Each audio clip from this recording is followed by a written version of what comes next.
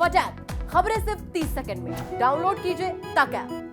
अगर आप सुनते नहीं हैं पिता की तो आपके अंदर एक लल्ला बैठा है। अगर आप सुनते नहीं हैं पिता की तो आपके अंदर एक लल्ला बैठा है। अगर आप सुनते हैं केवल अपनी मम्मी की तो आपके अंदर एक पप्पू बैठा है। अगर आप सुनते नहीं हैं किसी की तो आपके अंदर मित्रों साहब बैठा है। और यदि आपकी कोई सुनता नहीं तो आपके अंदर एक रायता बैठा है। आप लैपटॉप मत दीजिए, हम लोग उस लैपटॉप को छीन लेंगे, बशर्ते आप हम लोग का एडमिशन मुक्त करवाइए, हम लोग को फीस मुक्त करवाइए।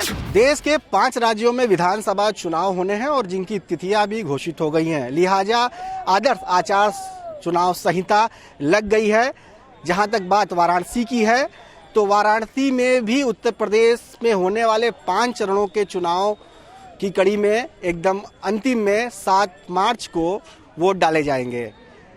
वाराणसी में 8 विधानसभाओं में या तो भाजपा या तो उनकी सहयोगी दलों का कब्जा है। अब चूंकि आचार संहिता लग चुकी है, ऐसे में बनारस की जनता का क्या मूड मिजाज है, इस चीज को जानने के लिए इस समय वाराणसी के 80 घाट पर हम आ पहुंचे हैं, जहां पर लोग सुबह खिली हल्की धूप के बीच न केवल चहलकदमी कर रहे हैं, गंगा में नौका विहार का लुत्फ ले रहे हैं, बल्कि यहाँ घाट किनारे भी मौजूद हैं और बतकही और धूप सेकने का दौर जारी है। इसी दौरान हम यहाँ पर मौजूद तमाम वो युवा हैं उनसे बात करेंगे और कुछ वरिष्ठ जनों से भी बात करेंगे। जी, सबसे पहले अपना नाम और परिचय दीजिए। जी, मेरा नाम बद्री विशाल है, मैं काशी का निवासी हूँ। बद्री जी, ये बताइए कि इस बार क्या मूड है बनारस का, क्योंकि अब तिथियां तो घोषित हो गई। अंतिम चरण में यूपी के अंतिम चरण में बनारस का नंबर है। यूपी चुनाव में अंतिम चरण बनारस का है। तो अब आप लोग का क्या मूड मिजाज कह रहा है, अब किस तरफ ज्यादा रुझान है? देखिए, व्यक्तिगत रूप से कभी ये नहीं बताना चाहिए कि हम किसको वोट देने जा रहे हैं। मानसिकता बताना चाहिए कि कौन पार्टी भारी पड़ रही है, ये भी बहुत नहीं करें, क्योंकि राजनीति इतनी बुरी चीज़ है कि एक दिन में राजनीति पलट भी जाती है। अंतिम समय में कोई मान लीजिए चस गया मतलब निकल लिया, तो हो सकता है कि वहाँ की राजनीति बदल जाए। तो बहुत सारी घटनाओं वो भी राजनीति होती है, हमारे देश की राजनीति ऐसी चलती भी है।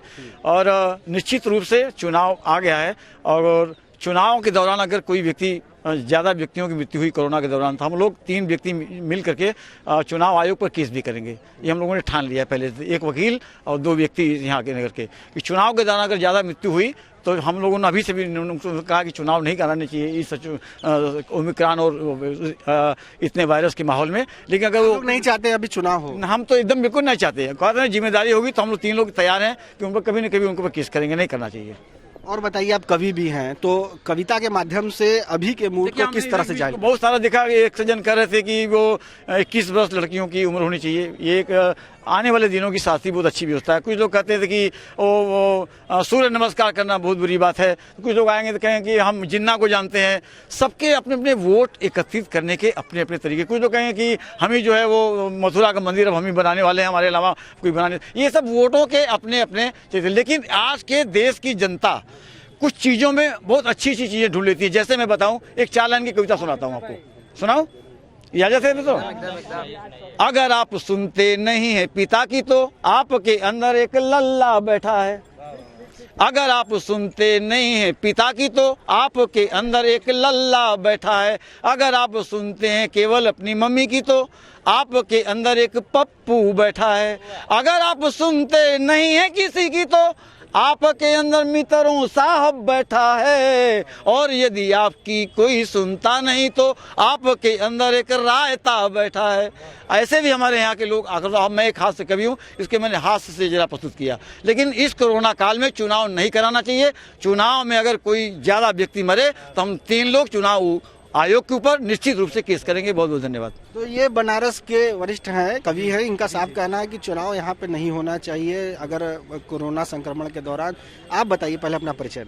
मेरा नाम आनंद पांडे है और मैं बीटीसी का छात्र, बीटीसी पास कर चुका हूँ, सीटेट यूपीटेट क्वालिफाई हूँ और हम लोग वैकेंसी का इंतजार कर रहे थे। धरना पे बैठे थे लखनऊ में, लेकिन शिक्षा मंत्री जी द्वारा मतलब ये चीज़ रखा गया, लेकिन अभी चुनाव आचार संहिता लग गया, इस वजह से वैकेंसी नहीं आ पाई।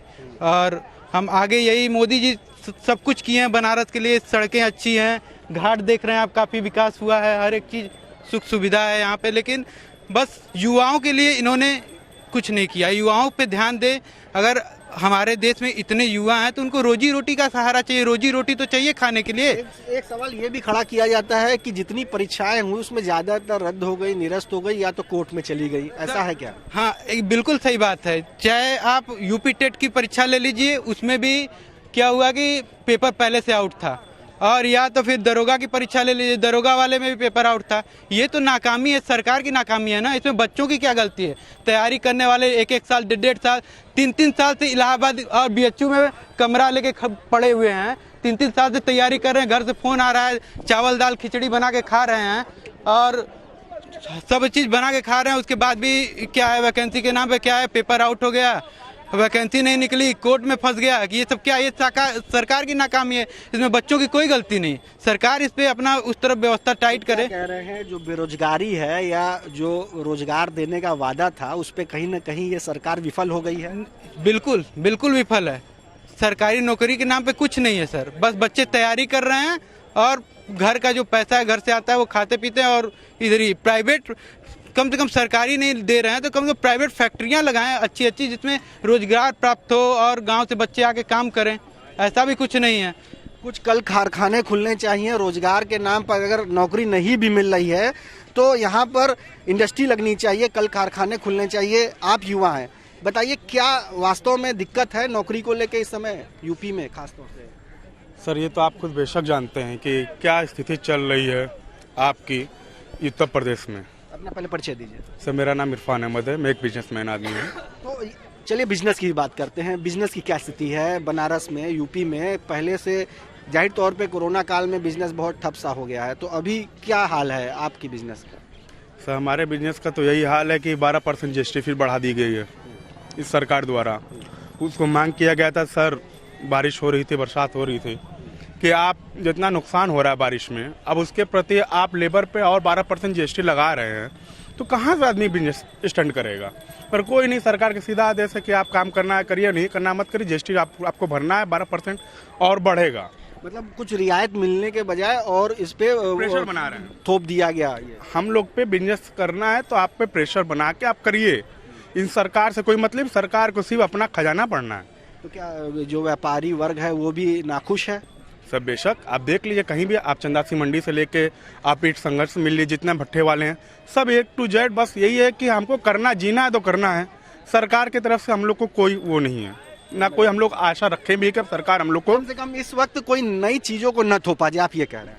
हाँ सर, कि इस समय जो कोरोना के बाद जिस हालात जो चल रही है उस हिसाब से सरकार को नया जीएसटी या कोई ऐसा चीज ना करे जब तक बिजनेस हमारा स्टैंड ना करे। बिजनेस स्टैंड हो जाता है ठीक है, आप जीएसटी बढ़ाइए, हम देने के लिए तैयार हैं, मगर बिजनेस खुद स्टैंड नहीं है, इसमें हम लोग खुद प्रेशर में चल रहे हैं। अब उसके प्रेशर पे प्रेशर लगा रहे हैं, तो क्या मतलब है? बिजनेस हम लोग क्या करें? बिजनेस क्या करें? ये व्यापारी वर्ग है, इनका कहना है, ये परेशान है। युवा से बात हो गई, व्यापारी वर्ग से यह बात हो गई जो 80 घाट पे मौजूद है। अब आप अपना परिचय दीजिए। जी, मैं हास्य कवि राज बनारसी, और इस बीच उत्तर प्रदेश में चुनाव आ गया है और अंतिम चरण हमारे वाराणसी में होना है, और मैं बेहद युवा हूँ, पढ़ाई भी कर रहा हूँ, लेकिन पढ़ाई के साथ जिस चीज़ की मार झेलनी पड़ रही है, हम उस पर आप सभी को एक कविता सुनाते हैं, सुनिएगा। आप सबका आदेश हो तो मैं सुनाऊं? सुनिए। बात ये कहना किसी चिंतन का स्वीकार नहीं, वामपंथियों में बनी ये भगवा सरकार नहीं होता कहीं देश में हिंसा का आवंटन, जो करते अपने आप में अगर ये संशोधन तो तौल दिया हर कहीं जातवाद के नारों ने, बांट दिया काबिल को आरक्षण की दीवारों ने।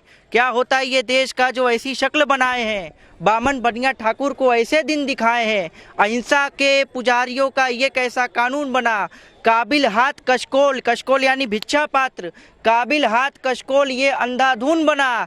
ये कैसा संविधान जो सबको छाट रखा है, हम होंगे कैसे जातियों में बांट रखा है, हम होंगे कैसे जातियों में बांट रखा है। तो क्या ये मौजूदा सरकार के लिए है कि सभी के लिए आप ये बात कह रहे हैं? मैं तो ये बात सभी के लिए कह रहा हूँ, सरकारें आनी जानी हैं, लेकिन ये जो आरक्षण की मार हम युवाओं को सहना पड़ता है, बेरोजगारी की मार सहनी पड़ती है, इस पे कोई कुछ बात नहीं कर रहा है। कोई मंदिर की बात कर रहा है, कोई ओवैसी से डर रहा है, ओवैसी बात कर रहा है कि हम योगी बाबा कब तक रहेंगे, फिर तुम्हें कौन बचाएगा।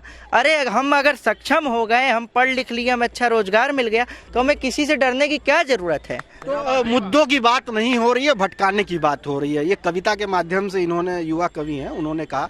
आप बताइए क्या कहना चाह रहे हैं, पहले अपना परिचय दीजिए। मेरा नाम श्याम नारायण पांडे है, उत्तर प्रदेश जौनपुर के रहने वाला हूँ।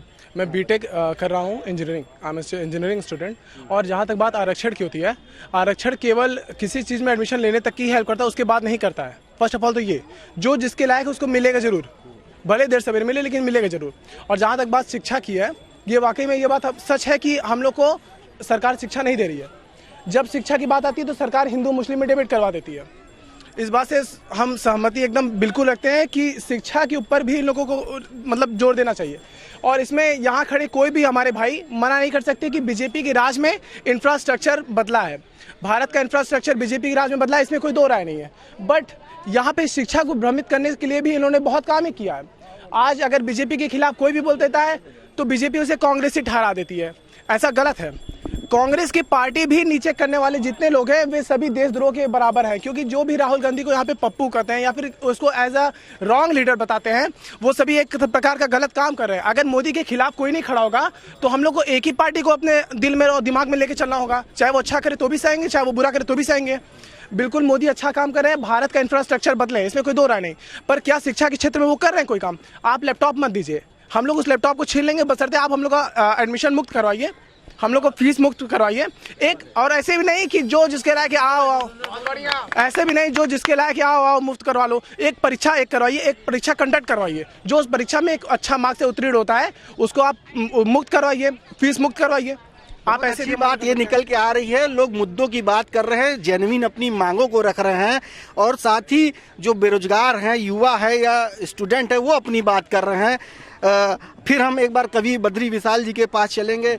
जी बद्री जी, ये बताइए, ये बात बड़ी जागरूकता भरी देखी गई कि लोग बजाय इन चीज़ों के बहकावे में आने के, जिन्ना हो चाहे अलग बंटवारे की पॉलिटिक्स हो, वो इस तरह की चीज़ों में बजाय आने के मुद्दों की बात कर रहे हैं। ये एक बड़ा अच्छा मैसेज है, एक जागरूकता, एक सच्चे मतदाता की पहचान कहीं ना कहीं ये कराता है। इसको किस तरह देख रहे हैं आप? बिल्कुल, आप ये समझ लीजिए कि अब समाज बहुत तेजी से शिक्षित हो रहा है, वह अपनी जमीन को बहुत अच्छी तरह से पहचानने लगा है, इसलिए बहुत ज़्यादा राजनीति में भी बहुत ज़्यादा उसका इंटरेस्ट नहीं है। वो जानता है कि मुझे एक वोट देना है और एक वोट उसे देना है जो हमारा हित कर सके, जो हमारी रक्षा कर सके, चाहे कोई भी पार्टी हो। तो निश्चित रूप से उसमें जाति भी कहीं ना कहीं, इस बच्चे ने बताया कि जाति भी कहीं बहुत रुकावटें हैं। उस बच्चे ने बताया कि जो हमारा GST इतनी तेज है, यह एक बहुत सच्ची चीज़ है कि बहुत सारी चीज़ों को बहुत ज़्यादा दबा दिया गया।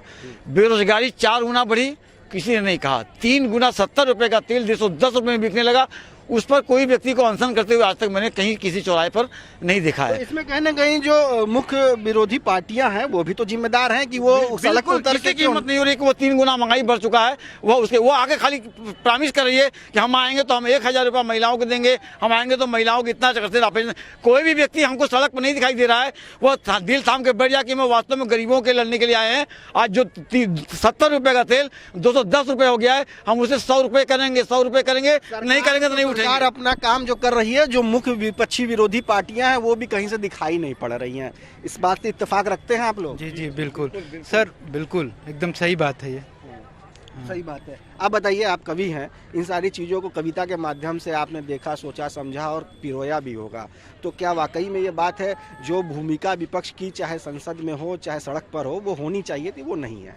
जी बिल्कुल, सर्व विद्या की राजधानी काशी, और यहाँ पर जिस हिसाब की बात हो रही है, ये यहाँ पे किस देश के लोग नहीं पढ़ते हैं? यहाँ काशी हिंदू विश्वविद्यालय है, यहाँ किस देश के लोग नहीं पढ़ते, और यहाँ पे शिक्षा को छोड़ के सब कुछ हो रहा है।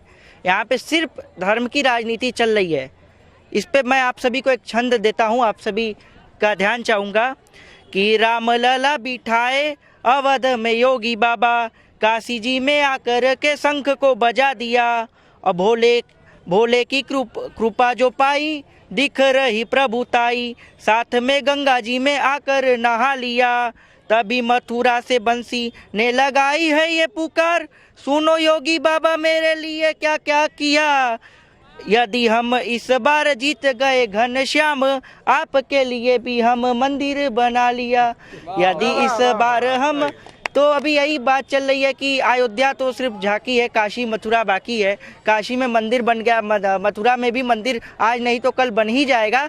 लेकिन जो युवा पढ़ लिख रहे हैं, बेरोजगारी की मार को सह रहे हैं, कितने जवान फौज में जाने के लिए तैयारी कर रहे हैं, उनकी वैकेंसी नहीं निकल रही है। और मंदिर में पंडित जी लोगों के लिए वैकेंसी निकल रही है, उनके लिए मंदिर बन रहा है, तो युवा कहाँ जाएं? आरक्षण की भी मार सह रहे हैं, सब कुछ हो रहा है, इसी तरीके की बात है। बनारस के इस काशी के 80 से यह मैसेज जरूर दिया गया कि कहीं न कहीं जो सर्वांगीण विकास की ज़रूरत होती है समाज में, देश में, चाहे प्रदेश में, वो कहीं से कहीं होता नहीं दिख रहा है। जो चारों तरफ होना चाहिए, न केवल एक वर्ग बल्कि युवा है, चाहे व्यापारी वर्ग, उनको भी सरकार पे उनका भी ध्यान सरकार की ओर से होना चाहिए ताकि उनका भी विकास हो, तरक्की हो। रोशन जायसवाल, वाराणसी, यूपी तक।